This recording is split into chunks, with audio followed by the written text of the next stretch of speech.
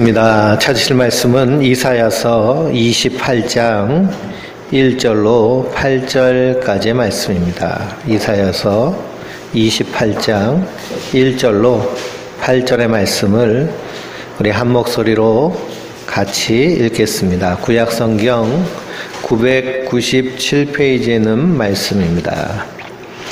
에브라임의 술 취한 자들의 교만한 면류관은 화 있을진저 술에 빠진 자의 성 곧 영화로운 관같이 기름진 골짜기 꼭대기에 세운 성이며 세잔에 지는 꽃 같으니 화 있을진저 보라 주께 있는 강하고 힘있는 자가 쏟아지는 우박같이 파괴하는 광풍같이 큰 물이 넘친같이 오므로 그 면류관을 땅에 던져이르니 에브라임의 술 취한 자들의 교만한 면류관이 밭에 밟힐 것이라.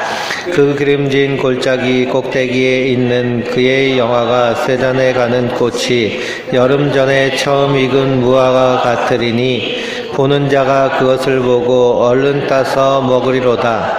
그날에 만군의 여호와께서 자기 백성의 남은 자에게 영화로운 면류관이 되시며 아름다운 화관이 되실 것이라. 재판석에 앉은 자에게는 판결하는 영이 되시며 성문에서 싸움을 물리치는 자에게는 힘이 되시리로다. 그러므로 이들은 포도주로 말미암아 옆걸음치며 독주로 말미암아 비틀거리며 제사장과 선지자도 독수로 말미암아 옆걸음치며 포도주에 빠지며 독주로 말미암아 비틀거리며 환상을 잘못 풀며 재판할 때 실수하나니 모든 상엔 토한 것 더러운 것이 가득하고 깨끗한 곳이 없도다. 아멘. 할렐루야. 하나님께서 주시는 은혜와 평강이 우리 성도님들 위에 늘 충만하시기를 주님의 이름으로 축원드립니다. 이사야서 28장 말씀을 통해서 교만의 면류관이라는 제목으로 함께 은혜를 나누도록 하겠습니다. 우리가 26장, 27장을 한번 복습해 보면은요, 하나님의 견고한 성읍에 들어갈 자가 누구냐? 이사야 선지자가 외칩니다. 26장 1절을 보니까요, 견고한 성읍에 있을 자가 누구인가? 하나님께서 그 외벽을 든든하게 세우셔서 그들을 지키신다라고 말씀하고 있습니다. 이사야서에는 심판과 구원이 계속하여서 수레바퀴 돌듯이 반복하면서 나옵니다. 하나님이 심판하시고 또 남은 자들을 살리셔서 그들을 다시 키우십니다. 그리고 또 심판하시고 구원하시고 심판하시고 구원하시고, 이것이 하나님의 일하시는 방법입니다. 그러므로 성도는 항상 하나님의 심판을 보며 두렵고 떨림으로 우리의 구원을 이루어가는 자인 줄 믿습니다. 성경은 분명히 말씀하십니다. 하나님의 진노 아래 이 땅이 있다는 것이죠. 우리가 세상을 바라볼 때 세상은 하나님이 만드신 아름다운 자연이야 세상이야 하면서 이것을 보면서 이것을 낙으로 삼고 이것에 우리가 땅에 소망을 두고 이것에 희망을 두고 이 땅에 목적을 두고 사는 것이 성도의 삶이 아니다라는 겁니다. 왜 그러냐? 하나님이 만드신 이 세상이 무엇으로 말미암아요? 죄로 말미암아 하나님의 진노 앞에 놓여 있기 때문입니다. 그래서 이 땅의 모습은 뱀의 자손과 여인의 자손의 끝없는 영적인 전쟁터가 이 땅입니다. 하나님은 결국에는 여인의 후손인 그리스도를 통하여서 이 땅의 뱀의 자손들과 악한 사단 마귀의 견고한 진을 완전히 파쇄하고 결국에는 하나님 나라, 영원한 하나님 나라를 이 땅에 세우실 것인데요, 거기에 모형과 같은 이야기를 이사야 선지자가 여호와의 견고한 성읍으로 말씀하고 있습니다. 그래서 여호와의 견고한 성읍은 궁극적으로 하나님 나라이고, 그리고 여호와의 견고한 성읍의 그런 모형이 되는 것은 하나님의 교회인 줄 믿습니다. 그럼 교회 안에 성도의 모습이 어떤 모습인가? 그 성도가 하나님 나라의 합한 자로서 온전히 쓰임받기 위해서는 어떤 모습으로 서 있느냐? 첫째는 신의를 지키는 의로운 나라가 들어온다라고 그랬습니다. 신의를 지킨다는 것을 다른 말로 말하면 믿음을 지킨다라는 말입니다. 요한계시를 보면 구원받는 14만 4천의 특징은 뭘까요? 끝까지 예수 그리스도를 믿는 믿음을 지키며 짐승의 표를 받지 아니하고 어린 양이 어디로 가는지 그대로 따라가는 자들입니다.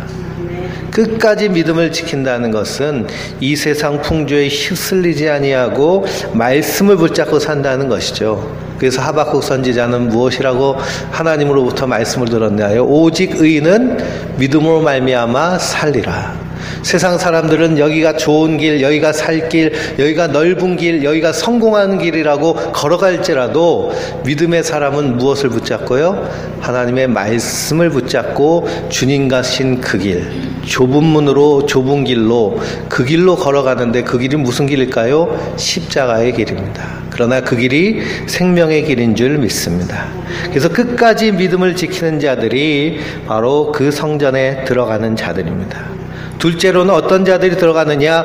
심지가 견고한 자들이 그 성읍에 들어가기 합당한 자들입니다. 심지가 견고하다는 건 어떨까요? 흔들리지 않는다는 겁니다. 이리 흔들리고 저리 흔들리고 우리 인생을 가리켜서 바람에 흔들리는 갈대와 같다라고 얘기하지만 하나님의 사람은 흔들리지 않는 것입니다. 그래서 구약과 신약의 초대교회 성도들의 모습은 어떤 모습인가요? 핍박이 오고 박해가 오고 어려움이 오시라도 흔들리지 않습니다. 왜 그럴까요? 하나님이 그를 붙잡고 계시기 때문이죠. 그러므로 성도는 하나님의 붙잡힘을 받은 자들입니다. 하나님 지금도 우리를 붙잡고 계신 줄 믿습니다. 무엇으로 붙잡고 계시나요? 말씀으로 붙잡고 계십니다. 그럼 그 말씀에 든든히 서서 흔들리지 않아야 될 줄 믿습니다. 그래서 하나님의 성에 들어가기 합당한 자는 믿음을 끝까지 지키는 자, 그리고 심지가 견고한 사람, 그리고 신실한 믿음의 사람들이 하나님의 견고한 구원의 성곽에 들어가는 줄 믿습니다. 그것이 요한계시록과 창세기로부터 모든 성경에 항상 일관되게 우리에게 주어주시는 말씀이죠. 그러므로 오직 의인은 믿음으로 살 것입니다. 마지막 때가 될수록 악한 사단마귀는 어떻게 해서든지 믿음의 사람들을 흔들려고 할 텐데요. 그러나 성도는 예수 그리스도를 바라보며 믿음의 주 온전케 해주신 이인 예수를 바라보며 주님 가신 그 길을 믿음으로 따라가는 자인 줄 믿습니다. 요한복음 5장에서 주님께서 분명히 말씀하셨죠. 마지막 때에 이 세상 모든 사람들이 부활하여서 주님 앞에 나올 터인데 주님 앞에 합당한 자는 생명의 부활로 나오고 그리고 그렇지 않은 자는 무슨 부활로 나온다고 말씀하셨나요? 심판의 부활로 나오리라. 그러므로 우리가 이 땅에서 우리 호흡이 끝나면 그것으로 끝나는 것이 아닙니다. 반드시 심판이 있습니다. 그 심판대로 사망과 음부의 권세가 문을 열고 그 사망과 음부에 갇혔던 자들도 다 불러오는 것입니다.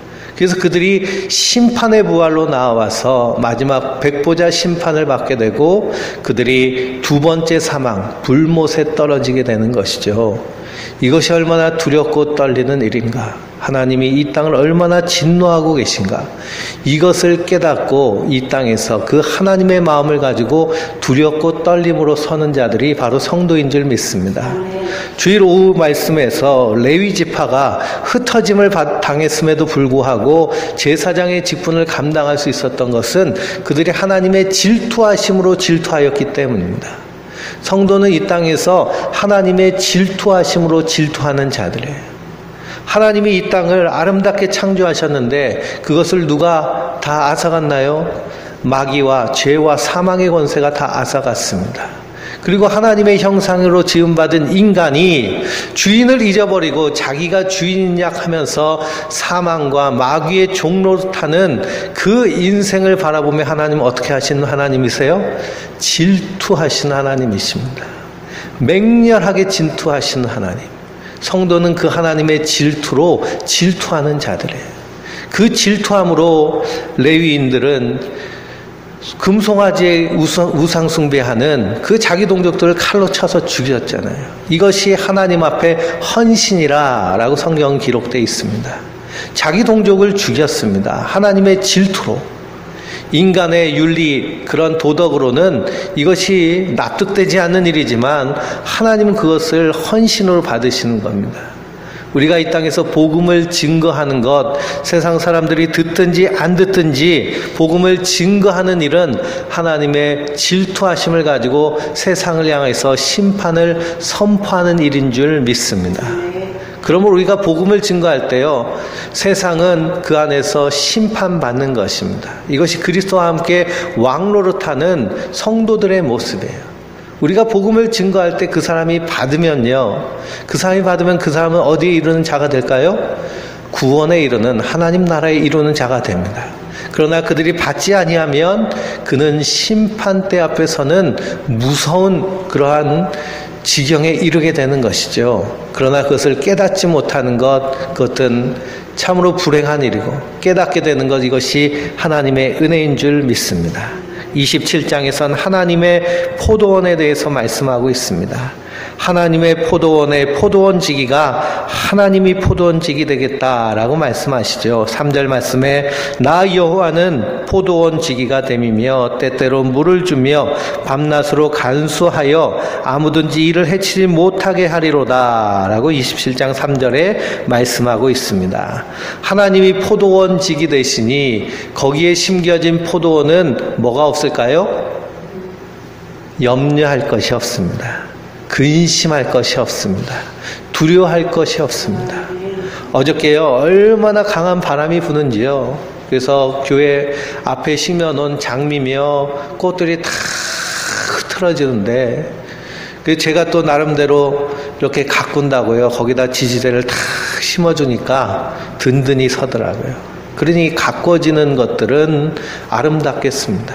시편 1편에 성도를 가리켜서 시냇가에 심기어진 나무와 같다라고 말합니다. 시냇가에 자기가 알아서 심어서 난 것이 아니라 누가 심으셨다는 거예요? 하나님이 심으셨다는 거예요. 여호와는 나의 목자시니 내게 부족함이 없으리로다. 하나님이 나의 목자 되시며 나의 포도원지기 되시며 나의 농부 되시는 줄 믿습니다. 그럼 우리가 이 땅을 살면서 염려하고 근심하고 두려워하고 그것 때문에 믿음의 선택을 하지 못한다면 아직도 나는 하나님을 의지하는 것이 아니라 나를 의지하는 거예요. 내 안에 하나님이 주인이 되신 것이 아니라 내가 자꾸만 하나님 되려고 하는 그런 욕심 가운데 빠져있는, 그런 교만 가운데 빠져있는 모습입니다. 그러므로 성도의 삶은요, 날마다 나는 죽고 예수로 사는, 날마다 나는 죽고 예수로 사는 데 나타나는 가장 큰 특징은 뭘까요? 두려움이 없는 것입니다. 염려가 없는 것입니다.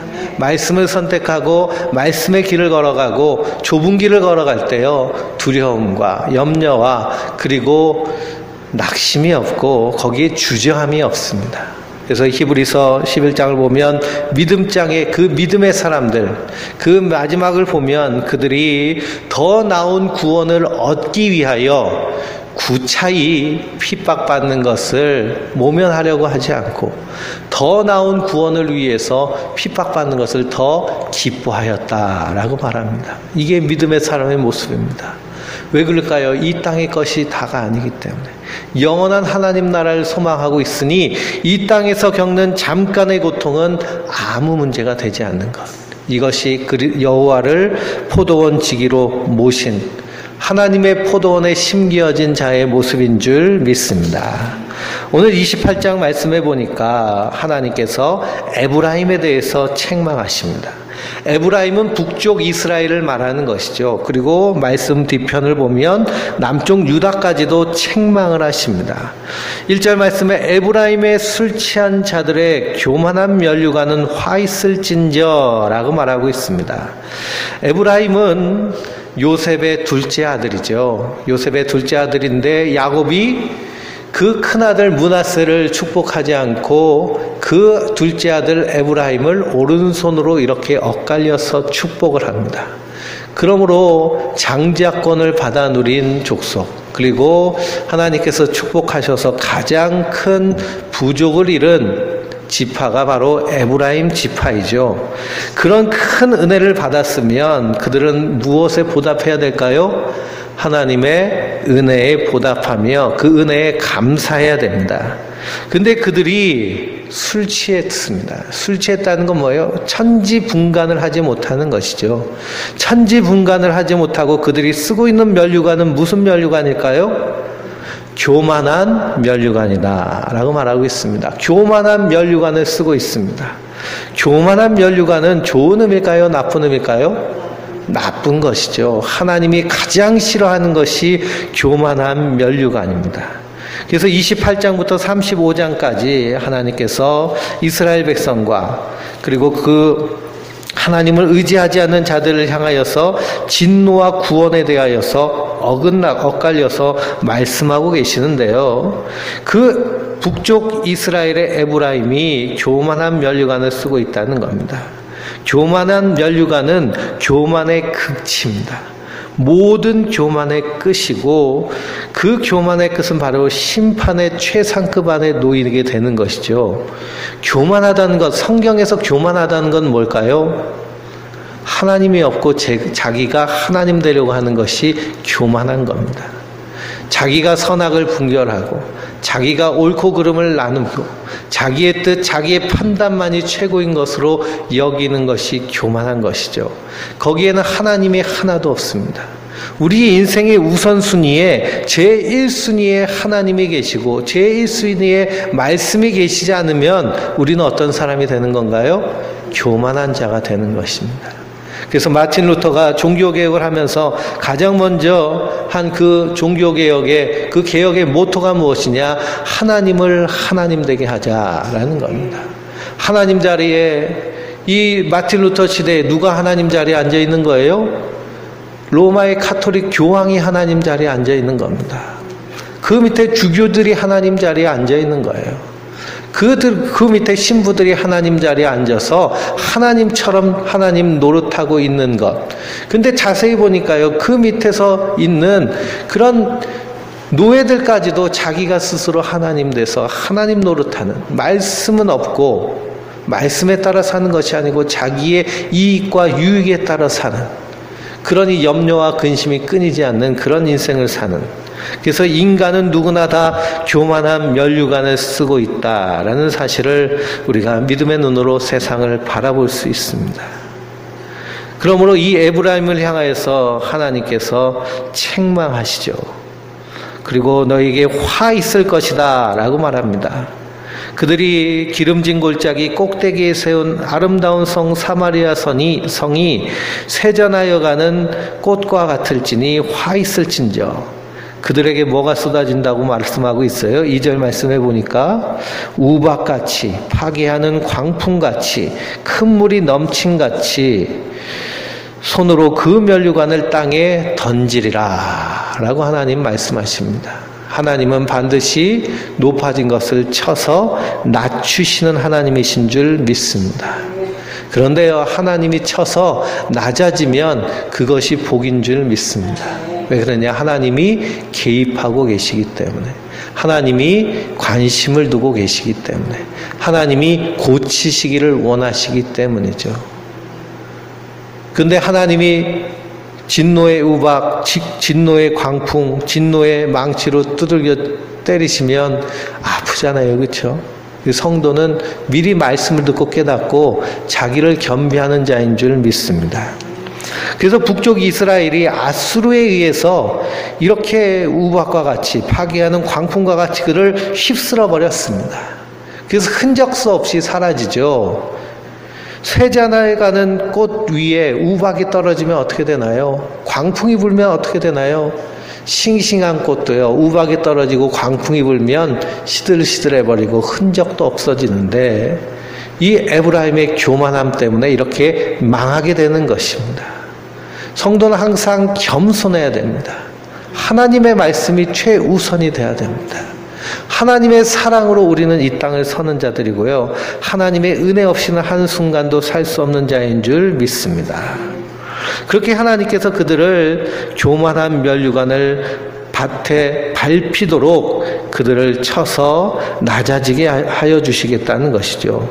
그런데 5절부터 8절 말씀해 보니까 그들을 쳤던 아수르조차도 순식간에 없어지게 하시고, 그리고 그들의 가운데서 남은 자를 통하여서 하나님 구원을 이루시겠다라고 말씀하십니다. 그래서 5절 말씀을 같이 읽어볼까요? 그날에 만군의 여호와께서 자기 백성의 남은 자에게 영화로운 면류관이 되시며 아름다운 화관이 되실 것이라. 아멘. 요한계시를 보면 4대 교회에 대하여서 예수님께서 그들을 진단하시죠. 4대 교회를 어떻게 진단하시나요? 살았으나 죽었다라고 진단하십니다. 근데 그 죽은 자들 가운데도 몇몇 사람 믿음을 지키는 자들이 있다는 거예요. 그들이 끝까지 자기를 지켜서 하나님 앞에 믿음을 지켰다라고 말합니다. 이런 사람들이 누굴까요? 남은 자라는 겁니다. 성도는 분명히 이 땅에서 남아있는 자로 서야 될 줄 믿습니다. 다른 사람들이 간다고요? 그 길로 가면 함께 망하는 것입니다. 살았으나 죽은 교회의 모습이요, 이 대한민국의 교회의 모습이 그렇습니다. 온갖 세상의 복을 얻으려고 교회 앞에 나와서 주님 앞에 주여 주여 부르짖고 외칩니다. 근데 주님께서는 뭐라고 하시는 거예요? 주여 주여 하는 자마다 다 하나님 나라에 이룰 것이 아니니라. 성경에 어디서 예수님 앞에 나오면 예수님이 이 땅에서 돈도 주시고 명예도 주시고 권력도 주신다고 하셨나요? 아니죠. 돈과 명예와 권력은 누가 준다고 그랬어요? 마귀가 준다고 그랬습니다. 예수님을 광야로 시험하러 온 이 마귀가 예수님을 향해서 시험한 것이 돈과 명예와 권력입니다. 예수님 그것을 다 어떻게 하셨어요? 말씀으로 이기시고 버리셨습니다. 그렇다고 우리에게 있는 돈을요 버리라는 얘기가 아니죠.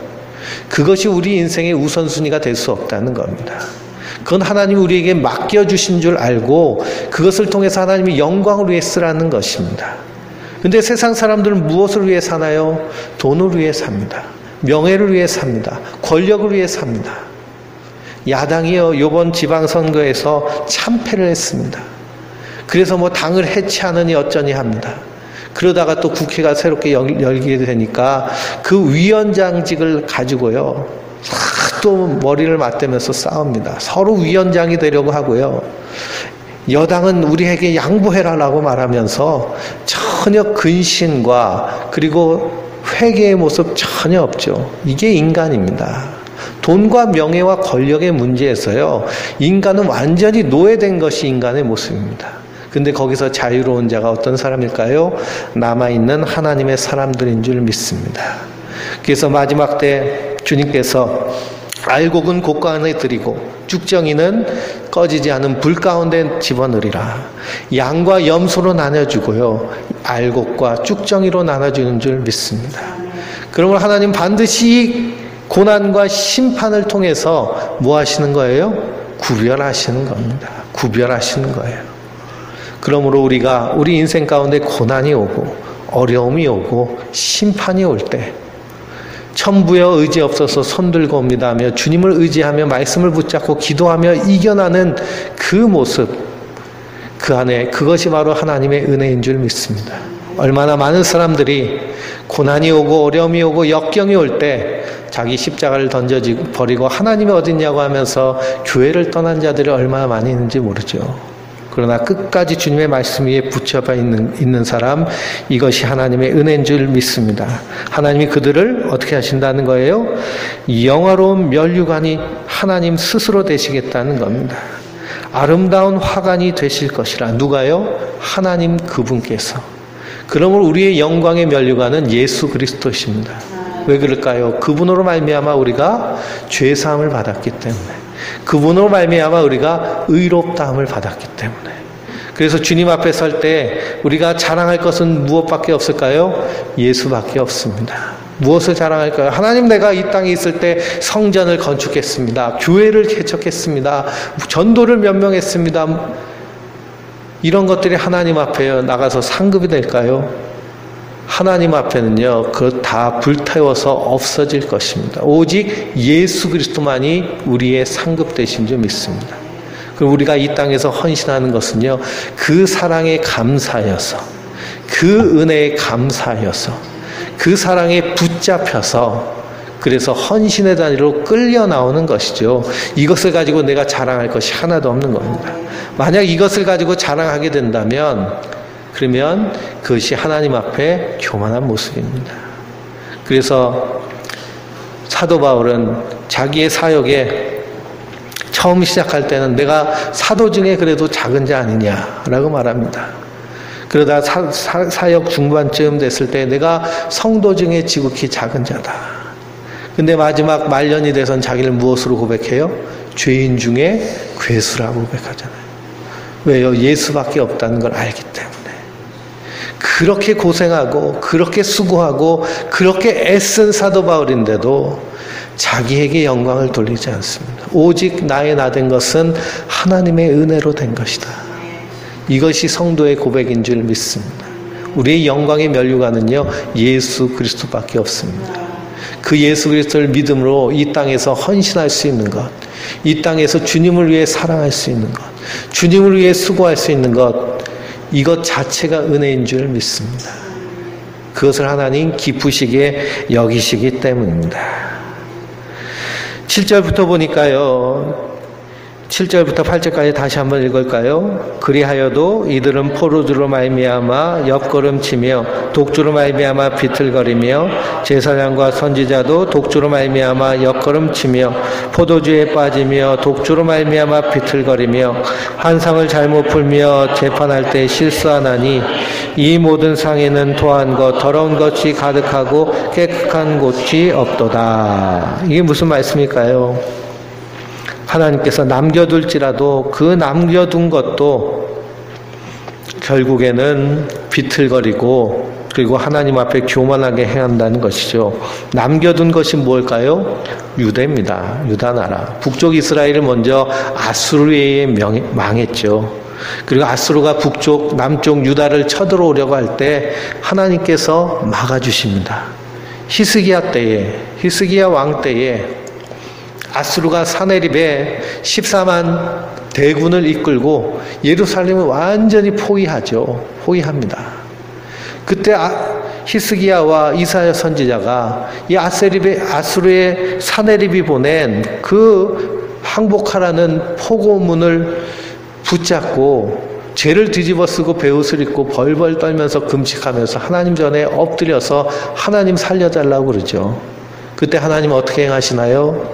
하나님이 그 밤에 천사 하나를 보내셔서 아수르의 온 지경을 흩으시니 거기에 모인 모든 아수르의 군대가 어떻게 되나요?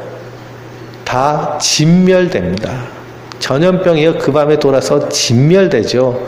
그리고 사내이름 몇 명 남은 자기 부하들과 함께 고구로 갔다가 살해당하고 그리고 아수르의 운명이 흔들립니다. 먼지와 같이 사라지는 그런 운명을 맞게 되죠. 그러니 남아있는 이 유다조차도 하나님의 은혜로 남아진 것이고 하나님이 그들을 살려주셨는데 그들 역시도 어떻게 하고 있나요? 제사장과 선지자가 독주로 말미암아 옆걸음치며 포도주에 빠지며 독주로 말미암아 흔들리며 하나님 하신 일을 보지 못하는 겁니다.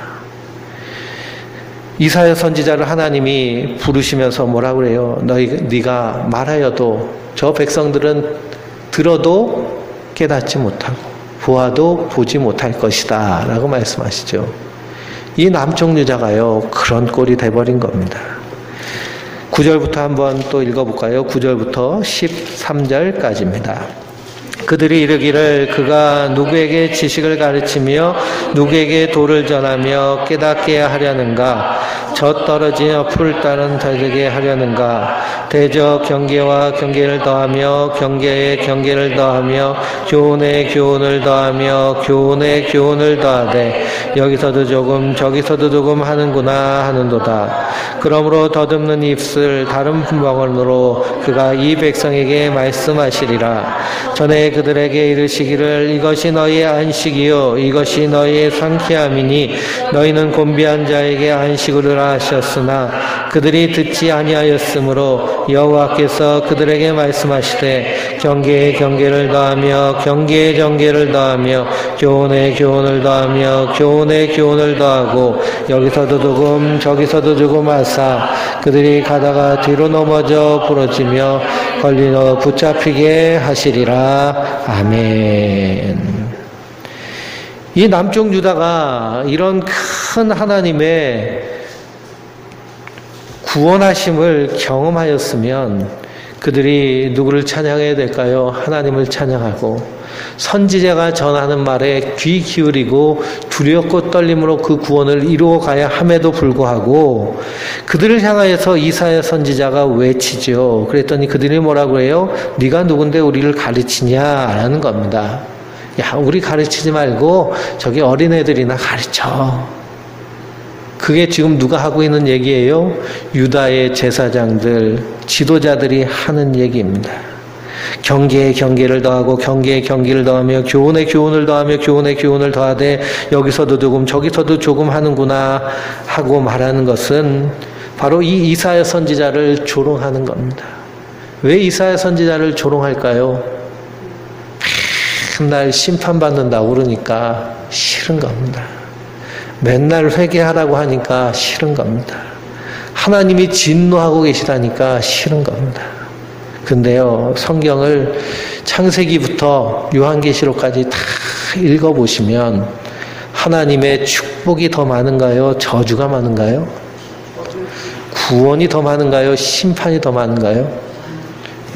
저주와 심판이요, 압도적으로 많습니다.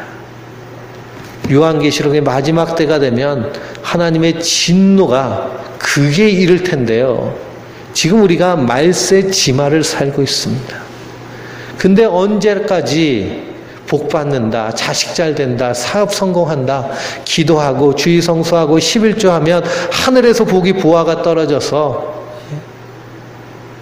이 땅에서 성공한다, 행복한다, 형통한다 이런 말에 우리가 언제까지 속을 것입니까? 그렇게 설교하는 것을요, 미혹하는 것이고 그렇게 설교하는 것은 맹인이 맹인을 인도하는 것과 다를 것이 하나도 없습니다. 근데 우리가 대부분 듣는 메시지들은 다 어떤 메시지인가요? 다 잘 된다는 메시지입니다. 그러면서 이 땅에 목적을 두고 살게 만듭니다. 근데 성경은요, 그 어디도 그렇게 사는 자가 거할 하나님 나라의 처소가 없는 줄 믿습니다. 이사야 선지자가 그렇게 전하니까요, 인기가 없죠. 그러니 그를 향해 삐죽거리며 그를 조롱하며 그들을 비웃습니다. 그랬더니 11절 말씀에 뭐라고 그래요? 그러므로 그렇게 이사야 선지자의 말에 귀 기울이지 않으니 더듬는 입술과 다른 방언으로 그가 이 백성에게 말씀하시리라 그랬습니다. 더듬는 입술이라고 번역되어 있는데요, 이전 성경은 생소한 입술입니다. 다른 방언은 어떤 말일까요? 다른 방언은 외국말이죠. 외국말이 다른 방언입니다. 더듬는 입술, 제대로 번역하면 그전 번역이 맞는 건데요, 생소한 입술. 우리가 중국에 가서 중국 사람이 니하오 하면서 막 엉망거리면 그 소리가 익숙한가요? 생소한가요? 생소하죠. 저 아프리카에 가가지고 아프리카 사람들이 깔락깔락거리면 생소한 입술입니다. 그 생소한 입술이란 뭐예요? 이방인, 즉 바벨론이 쳐들어와서 너희를 깨닫게 한다는 겁니다. 북쪽 이스라엘이 그 교만의 면류관이 땅에 떨어져서 결국 남은 자들만 구원받듯이 남쪽 유다도 어떻게 된다는 거예요? 완전히 걸려서 넘어지게 될 것이다 라고 말씀하고 계시는 겁니다.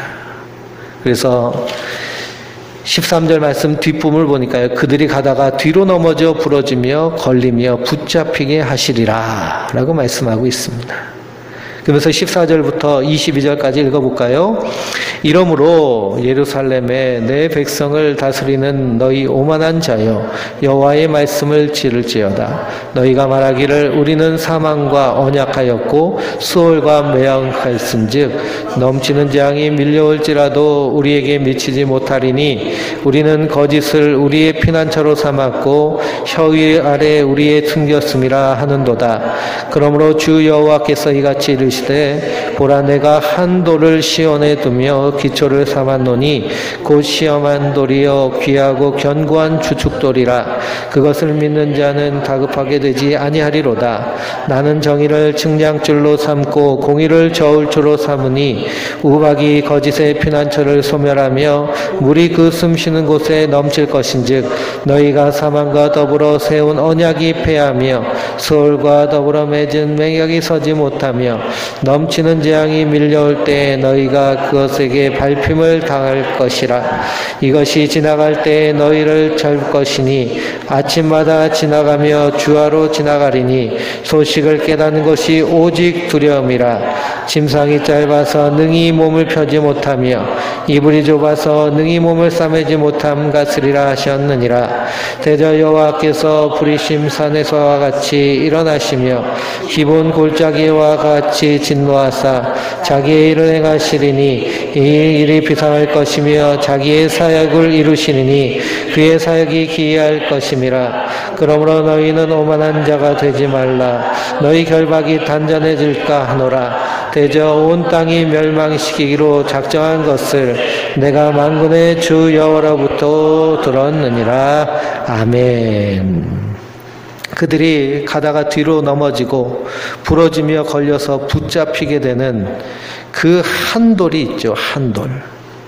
그러므로 이사야 선지자는 이 한 돌이 바벨론을 향하여서 말한 것이지만 우리가 하나님의 구원의 역사 창세기로부터 요한계시록까지 완전히 뚫고 보면 이 한 돌은 누구를 가리키고 있는 걸까요?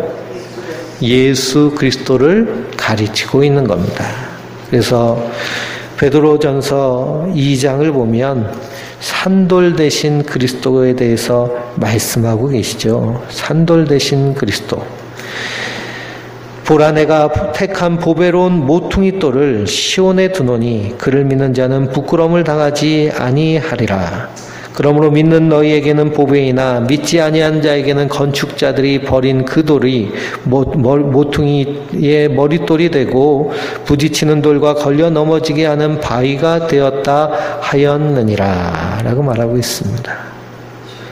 이 한 돌은 산돌 대신 그리스도를 결국에는 우리에게 말씀하고 계시는 이사야 선지자를 통해서 하나님께서 마지막 때 구원을 어떻게 이루실지를 드러내시는 것이죠. 그래서 심판 가운데 있는 자들은 이 산돌 대신 그리스도가 완전히 뭐가 되나요? 걸려 넘어지는 걸림돌이 되는 것입니다. 왜 그러느냐? 그 산돌 대신 그리스도를 어떻게 하였기 때문에? 버렸기 때문이죠. 건축자의 버린 돌이라고 했는데요. 우리 인생은 다 건축자입니다. 우리는 우리 인생을 설계하며 살죠. 그래서 인생 설계가 참 중요합니다. 청년 때에도요, 인생의 설계가 중요하죠. 내가 어떤 사람이 되어야 될 것인가. 중년 때에도 인생 설계가 너무나 중요합니다.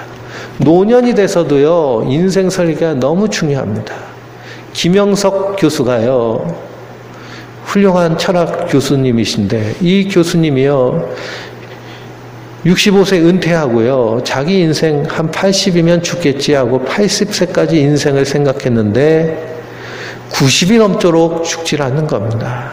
100세가 되도록 생생한 거예요. 그러니 내가 계획하지 않은 인생이 다가오니까요 너무나 지루하고 너무나 절망적이었다라고 고백합니다. 그것을 깨닫고 그분은요 100세 인생을 계획하고 120세 인생을 준비하며 사는 거예요. 그렇게 설계하며 사는 거예요. 우리 인생의 생명은 누구에게 달렸나요? 우리의 호흡은 하나님께 달렸습니다. 하나님 인간에게 지혜를 주셔서 의학이 날마다 발전되죠. 그러므로 우리 계속 설계하며 사는 자들입니다. 그래서 우리 인생이 건축자인 거죠. 근데 설계할 때 가장 먼저 설계되어야 될 그 주축돌 머릿돌이 바로 누구시라는 거예요? 예수 그리스도시라는 거예요. 믿는 성도들은요, 모든 중심이 예수 그리스도, 산돌 대신 그리스도를 중심으로 연결되어서 하나님의 교회가 되어가는 줄 믿습니다. 그러므로 그런 사람들은요, 항상 신앙생활이 중심이고 하나님이 중심이고 하나님이 우선이죠. 근데 이 땅 사람들은 어떤가요? 그렇지 않습니다. 자기가 중심이고 가족이 중심이고 돈이 중심이고 건강이 중심이고 거기서부터 기초를 쌓아가려고 하니 마지막 심판의 때에 견뎌나가지를 못하는 것이죠. 이스라엘이 그렇습니다. 예루살렘 백성을 향해서 이사야 선지자가 심판을 선포하며 경계할 때에 그들이 뭐라고 소리쳐요? 우리는 사망과 언약하였고 수월과 맹약하였다라고 말합니다. 사망과 어떻게 언약하고 수월과 어떻게 맹약할까요? 이 남쪽 유다 밑에 있는 나라가 어떤 나라죠? 애굽입니다. 애굽. 애굽과 구스가 있습니다. 애굽과 구스는요, 나일강 하류에 있는 것이 애굽이고 나일강 상류에 있는 것이 구스죠. 그 나라와 맹약했다는 겁니다. 자기들 나라보다 밑에 있으니까요, 사망과 음부가 되는 것이죠. 그 맹약을 해서 누구를 막겠다는 거예요? 바벨론을 막겠다는 겁니다.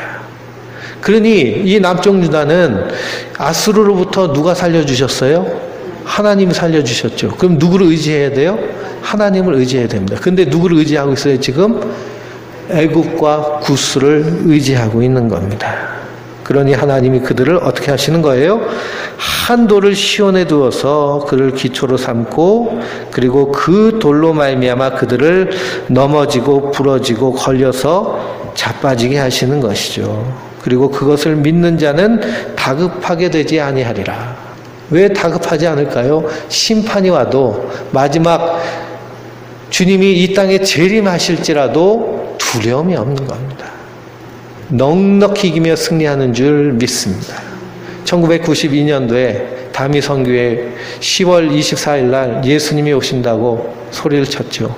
그리고선 그날 영시 예배를 드리면서 하얀 세마포 옷을 자기들이 맞춰 입고 자기들은 이제 휴거한다고 막 춤추면서 찬양하면서 막 하니까 MBC에서도요 막 나와서 찬양을 했습니다. 근데 어떻게 됐어요?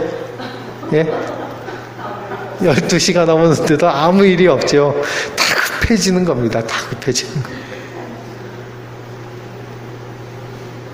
그 성도는요, 그 예수 그리스도 안에서 우리의 삶의 자리에서 충성하는 것입니다. 요셉과 같이 요셉이 노예로 팔려갔어도 감옥에 들어갔어도 하나님이 그와 함께 하시니 그가 하는 일이 형통하였더라.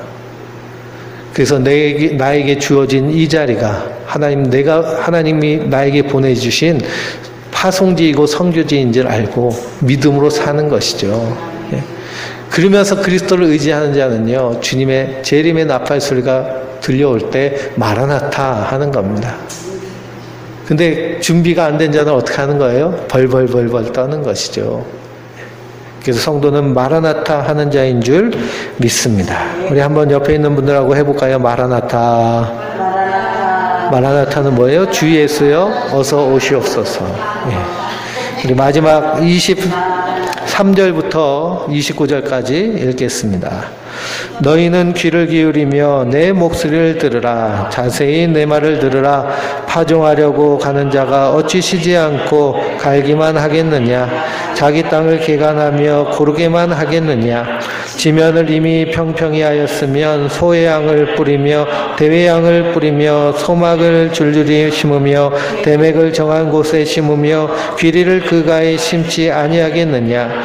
이는 그의 하나님이 그가 적당한 방법을 보이사 가르치셨음이며 소의 양은 도리깨로 떨지 아니하며 대의 양은 수레바퀴를 굴리지 아니하고 소의 양은 작대기로 털고 대의 양은 막대기로 털며 곡식은 부신가 아니라 늘 떨기만 하지 아니하고 그것에 수레바퀴를 굴리고 그것을 말굽으로 밟게 할지라도 부서지지는 아니하나니 이는 만군의 여호와로부터 난 것이라. 그의 경영은 기묘하며 지혜는 광대하니라. 아멘. 파종하는 법, 추수하는 법 다 곡식마다 다르듯이 하나님의 심판도 각 나라와 민족과 개인마다 다 다르다는 것이죠. 하나님은 이 세상 모든 나라와 역사를 농사짓는 농부와 같은 줄 믿습니다. 하나님 그렇게 농부와 같이 세상을 경영하시는 거예요. 근데 그 농부가요, 날마다 밭만 갈겠냐는 겁니다. 파종만 하겠냐는 겁니다. 나중에는 어떻게 하는 거예요? 추수를 하죠. 추수를 할 때 어떻게 추수를 해요? 예? 추수할 때 추수 방법이 다 틀립니다. 들깨는 바짝 말려서 흔들죠. 팍 흔들고. 그래서 이렇게 무슨 질이라고 하죠, 이거? 예? 키질을 해가지고, 예? 쭉정이와, 예? 그건 바람에 날려버리고, 알곡은 다 모릅니다. 알곡은 모아서 곳간에 드리고, 그리고 나머지는 다 쓸어 모아가지고 어떻게 해요?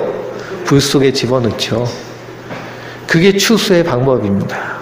그래서 하나님의 곳간에 알곡은 모으고 쭉정이는 태워버리는 것. 이것이 바로 심판인 줄 믿습니다. 그러면 성도는 그 심판의 때 두렵고 떨림으로 끝까지 예수 믿는 믿음을 지켜서 그래서 하나님 나라에 합당한 자로 이 땅에서 하나님 영광을 위해서 주의 말씀에 우선순위를 두고 승리하는 자인 줄 믿습니다. 그 믿음으로 온전히 서는 믿음의 사람들 되시길 주님의 이름으로 축원드립니다. 우리 268장 죄에서 자유를 얻게 함은 보혈의 능력 주의 보혈 찬송하시고 말씀을 기억하면서 통성으로 기도하겠습니다.